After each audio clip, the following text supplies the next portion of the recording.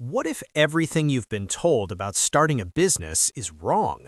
The traditional playbook says you need massive funding, a detailed 5-year plan, and an army of employees before you can even think about launching. But there's another way, a leaner, more authentic approach that's helping entrepreneurs build successful companies without the bureaucratic baggage. This is the story of the agile entrepreneur, someone who values action over planning, simplicity over complexity, and authenticity over corporate posturing. Based on the groundbreaking ideas from ReWork by Jason Fried and David Heinemeier Hansson, we're going to challenge conventional business wisdom and show you how to build something real. Here's the truth most business books won't tell you. You need far less to start than you imagine. You don't need to quit your day job. Test the waters first. Gauge your enthusiasm by squeezing in just a few hours each week on your idea. You don't need crippling debt. Use whatever equipment and facilities you already have or can easily afford. You don't need external investment. Seeking funding is time-consuming, distracting, and dilutes your stake in the idea. Use it only as a last resort. All you really need is a laptop and an idea. Everything else is peripheral to your success. Starting your own business has never been easier than it is today. The barriers are lower than ever. So what's stopping you? When starting your company, focus all your efforts on building the core of your business. Without this core, your business cannot function. Think of it like a hot dog cart. Hot dogs are the core. Everything else is secondary. But here's the key. Your core should be something stable over time. Look at Amazon. Their core isn't just books, it's fast shipping, affordable prices, and great selection. Publishing fads come and go, but these are things people will always be willing to pay for. Identify what's essential to your business. What's the one thing that won't change even as trends evolve? Build on that foundation. These pillars, like fast shipping, affordable prices, and great selection, are timeless. They're what customers will always value. Once your core is ready, launch immediately. Don't wait for every aspect of your business to be fully complete. You can work out the details later. Here's a perfect example. When 37 Signals launched their Basecamp product, they couldn't even bill customers yet. But with the monthly billing cycle, they knew they had 4 weeks to fix the issue. They launched anyway. Get started and wing it. Perfectionism is the enemy of progress. Your first version doesn't need to be perfect, it just needs to exist. The real learning happens after you launch, when you're getting actual feedback from real customers. You can't get that feedback from a product that only exists in your head. So stop waiting, get your core ready, and go. The only way to attain the sense of urgency and devotion that running a successful company requires is by doing something that matters to you. An exit strategy is not a business plan. Starting with the goal of selling out is like entering a relationship with the aim of breaking up. It's absurd. Build something based on commitment and passion. Consider Vinny's Sub Shop in Chicago. They stopped selling sandwiches in the afternoon because the bread is no longer fresh. The extra income they could earn isn't worth the loss of pride from selling mediocre food. Their customers love this devotion to freshness. When you make a stand for what you believe in, you attract loyal followers. Your principles become your brand. They become the reason people choose you over everyone else. Once you have a stand, emphasize it by picking a fight with an existing competitor. Having an enemy provides instant positioning in the customer's mind and a great story to tell. If you run a small coffee house that you see as a haven for individualists, position yourself as the anti-Starbucks. You're not just another coffee shop, you're the alternative to corporate uniformity. But here's an important caveat. Don't let competitors dictate your strategy. If your immediate goal is to copy or respond to what they're doing, you're doomed to always be one step behind. Focus on what you're doing, not on what others have done. Use your competitor as a foil, not as a blueprint. Define yourself by what you stand for, not just what you stand against. If your company is successful, others will try to copy it. Your only defense is to make your product inimitable by injecting it with what is unique about you. Take Zappos. CEO Tony Hsieh is so obsessed with customer service that he made it the guiding ethos of his entire company. Competitors can sell the same sneakers, but they can't imitate that utter devotion. Or consider Nike's origin story. Track coach Bill Bowerman wanted lighter running shoes for his team, so he poured rubber into his family's waffle iron, inventing the famous Nike waffle sole. Your unique obsession, your personal experience, your individual perspective, these are things no one can copy. Make something you yourself would love to use, then share everything you know openly, because your uniqueness is the one thing that can never be replicated. When Chef Gordon Ramsay fixes ailing restaurants on kitchen nightmares, he always starts the same way, by cutting around 2/3 of the menu items. The lesson? To make something great, you need to chisel away what's merely good.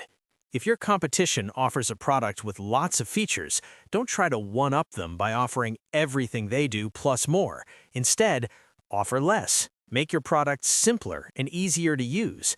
Add value by deciding what not to sell. Great art galleries don't display every painting in the world. They show a select few and personally vouch for each one.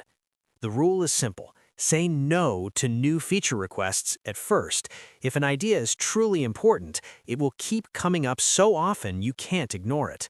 Embrace constraints. Less really is more. If you treat your team like children, they will act accordingly. You'll spend half your time managing them and making decisions on their behalf. What you need are employees who can manage themselves.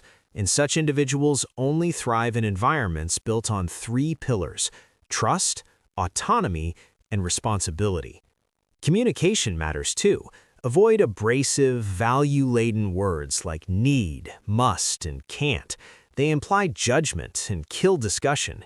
And stop using ASAP entirely. It suffers from inflation and makes other requests seem less urgent. Instead, be direct and honest with criticism. If your team is too unfamiliar with each other, frank discussion won't flow freely. Create a culture of self-management. Give people real responsibility. Then get out of their way and let them do great work. As a small company, one of your key advantages over larger competitors is your ability to make quick decisions without getting bogged down in bureaucracy. Start saying, "Let's make a decision," instead of "let's think about it." Here's the reality of planning. Unless you have a crystal ball, estimating and planning are basically guesswork anyway. If you follow plans blindly, you lose your ability to improvise, and that's dangerous. The agile method is different. Make small, reversible decisions for this week, not next year.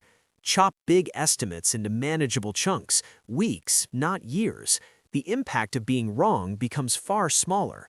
Don't be daunted by what might go wrong. Most potential problems never actually happen. Decide, do, adapt, repeat. Many people equate productivity with working long hours. The opposite is actually true. The best employees have busy lives outside work, so they work hard to leave at 5 o'clock. Workaholics who stay late can actually hurt productivity by making others feel guilty and less motivated. The real enemies of productivity are interruptions. Ensure your team has designated time with no disruptions. And meetings? A 1-hour meeting with 10 people costs at least 10 hours of work. They generate talk, not action. The power of good enough is real. Perfectionism consumes weeks of effort when a quick fix would be fine. Go for maximum effectiveness with minimal effort. Break large projects into small chunks and to-do lists. Quick wins sustain momentum and motivation. Focus beats hours, every time. Some companies are addicted to hiring. They find someone great and hire them even without a specific job in mind. This is where trouble starts. The rule is simple. Hire only to solve an acute problem that is causing your company immense pain. Keeping your team lean forces you to adopt time-saving practices and an efficiency ethos. Hiring unnecessary people, no matter how talented, leads to frustration and artificial work to keep them busy. Forget the traditional recruitment doctrine. Resumes, GPAs, years of experience. These don't predict performance. The new way? Test drive employees. Give them a mini project and judge their actions, not their words. BMW even built a fake assembly line to watch prospective employees work. Hire globally. Your pool is the entire world, and above all, trust your instincts. There's nothing wrong with communications that reflect your true size. Be proud that being small lets you speak frankly. Avoid the jargon trap. Instead of saying, transparency is a cornerstone of our communication strategy, just say, we're honest. Marketing is everyone's job. Every email, phone call, blog post, and social media update deepens your bond with customers. Give them a behind-the-scenes view of your company. When things go wrong, and they will, skip the pseudo-apologies. No one wants to hear, "We apologize for any inconvenience this may have caused." Think about what kind of apology you would want to hear as a customer. Be direct, be personal, be nimble. These are your advantages over the corporate giants. Use them. Let's bring it all together. The Agile Entrepreneur's Way rests on 3 pillars. First, start lean. You need less than you think. Launch as soon as your core is ready. Don't wait for perfection. Embrace action. Second, stay authentic. Your uniqueness is your defense against copycats. Make a stand for something you care about. Let your values attract loyal followers. Third, build smart. Trust, focus, and agility are your superpowers. Create an environment where people manage themselves, make quick decisions, and hire only when absolutely necessary. This isn't just a different way of doing business, it's a better way. A way that prioritizes what actually matters over what tradition tells us we should do. Starting and running a company is far easier today than ever before. To build a successful business, you must inject your own uniqueness into your product and embrace the benefits of being small. Build a great working environment by emphasizing trust, independence, and focus. The choice is yours. You can follow the old playbook, endless planning, layers of management, corporate bureaucracy, or you can do something different, something leaner, something more human. Build a business, not a bureaucracy. Now go make it happen.